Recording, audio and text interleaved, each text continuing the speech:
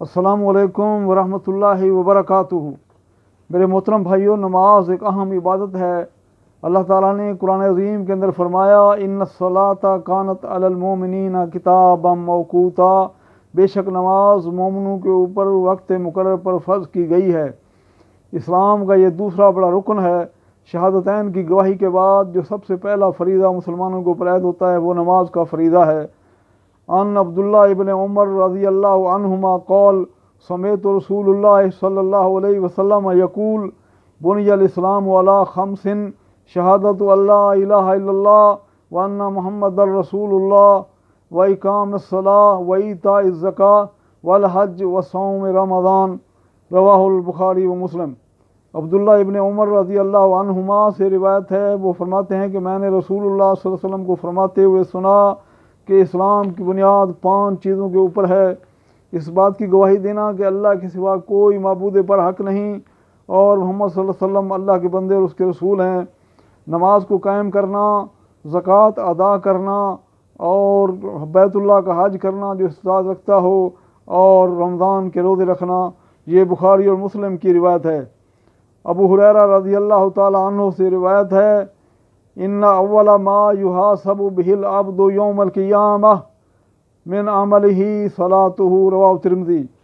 ابو ہریرہ رضی اللہ تعالیٰ عنہ سے روایت ہے کہ اللہ کے نبی صلی اللہ علیہ وسلم نے فرمایا کہ قیامت کے دن بندے سے اس کے عمل کے بارے میں سب سے پہلے جو سوال کیا جائے گا وہ نماز کے متعلق ہوگا۔ تو نماز یہ بہت ہی اہم عبادت ہے، اور لیکن ہم نے اس کو معمولی سمجھا ہوا ہے۔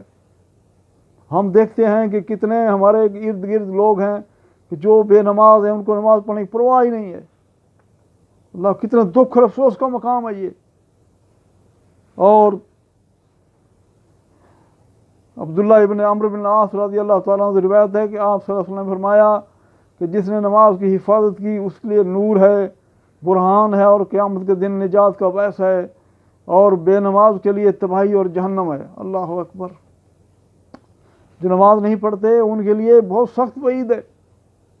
اور اس طریقے سے جنت والے لوگ، جنتی لوگ اس دن جہنم والوں سے سوال کریں گے کہ جو کلمہ بھی پڑھتے تھے ان سے وہ سوال کریں گے کہ تمہیں کون سی چیز جہنم میں لے کر کے آئی؟ وہ کہیں گے قالوا لم نک من المصلین، وہ جنتی سوال کریں گے ما سلککم فی سقر، تمہیں کون سی چیز اس سقر یعنی کہ جہنم کے اندر لے کر کے آئی؟ تو وہ کہیں گے قالوا لم نک من المصلین، کہ ہم نماز نہیں پڑھتے تھے۔ اللہ اکبر۔ اسی طریقے سے اللہ کے نبی صلی اللہ علیہ وسلم فرمان سیدنا جابر رضی اللہ عنہ سے روایت ہے کہ اللہ کے رسول صلی اللہ علیہ وسلم نے فرمایا بین الرجل بین الشرک والکفر ترک الصلاۃ فمن ترکہا فقد کفر، رواہ مسلم۔ کہ ایک مومن مسلمان اور ایک کافر و مشرک شرک کے درمیان حد فاصل نماز ہے، کہ جس نے نماز کو ترک کر دیا اس نے کفر کیا، فقط کفر، اس نے کفر کیا، رواہ مسلم۔ یہ مسلم کی روایت ہے۔ اور قرآن عظیم اس چیز سے بھرا پڑا ہے کہ جگہ جگہ اللہ تعالیٰ نے جو سب سے زیادہ اللہ نے قرآن کے اندر ذکر کیا وہ نماز کا ذکر ہے۔ کہیں اللہ تعالیٰ فرماتا ہے کہ نماز کو قائم کرو واقیموا الصلاۃ، اور کہیں فرماتا ہے اللہ تعالیٰ ورکعوا مع الراکعین، رکوع کرو رکوع کرنے والوں کے ساتھ، اور نمازوں کی حفاظت کرو۔ اللہ تعالیٰ کا یہ فرمان کہ نمازوں کو تم اس کی حفاظت کرو اور نماز کو قائم کرو۔ نماز قائم کس طریقے سے ہوگی؟ نماز قائم کرنے کے لیے یہ نہیں ہے کہ ہم 4 نمازیں پڑھ لیتے ہیں تو 1 نہیں پڑھتے، یہ قائم کرنا نہیں ہے، یا ہم 3 پڑھ لیتے ہیں 2 نہیں پڑھتے، یا اس کو ہم وقت پہ ادا نہیں کرتے، یہ نماز کا قائم کرنا نہیں ہے۔ نماز کا قائم کرنا یہ ہے کہ انسان 5 وقت کی نماز ادا کرنے والا ہو، اور 5 وقت کو نمازوں کو ان کے وقت اوقات کے اوپر ادا کرے۔ یہ نہیں کہ کبھی پہلے ادا کر رہا ہے کبھی بعد میں پڑھ رہا ہے۔ اور اس کو پہلی چیز یہ ہے کہ اس 5 وقت کی نمازیں ادا کرے، دوسرا یہ ہے کہ اس کو ان نمازوں کو ان کے اوقات کے اندر ادا کرے، اور تیسرا یہ ہے کہ باجماعت ادا کرے، اور چوتھا یہ ہے کہ خشوع اور خضوع سے نماز ادا کرے، کہ گویا کہ وہ اس کو پتہ ہو کہ میں کیا پڑھ رہا ہوں۔ اور پانچویں چیز یہ ہے کہ اللہ کے رسول صلی اللہ علیہ وسلم کے طریقے کے مطابق ہو۔ ان نمازوں کو قائم کرنے کا یہ اس طریقے سے نماز قائم ہوتی ہے۔ لیکن ہم دیکھتے ہیں اپنے معاشرے کے اندر کہ ارد گرد ہم کتنے ایسے لوگ ہیں کہ جو نماز بالکل پڑھتے ہی نہیں سرے سے، اور کچھ ایسے ہیں کہ جو 4 نمازیں پڑھ لیتے ہیں تو 1 نہیں پڑھتے، کوئی 3 پڑھتے ہیں تو 2 نہیں پڑھتے اور گھروں میں پڑھ لیتے ہیں۔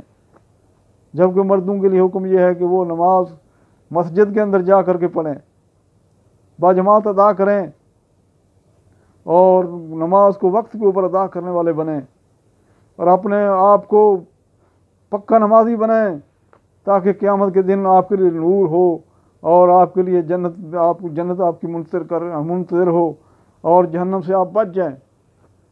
کتنی بڑی بات ہے کہ وہ کہیں گے قالوا لم نک من المصلین، کہ ہم نماز نہیں پڑھتے تھے، جب جہنم سے پوچھا جائے گا۔ اللہ اکبر۔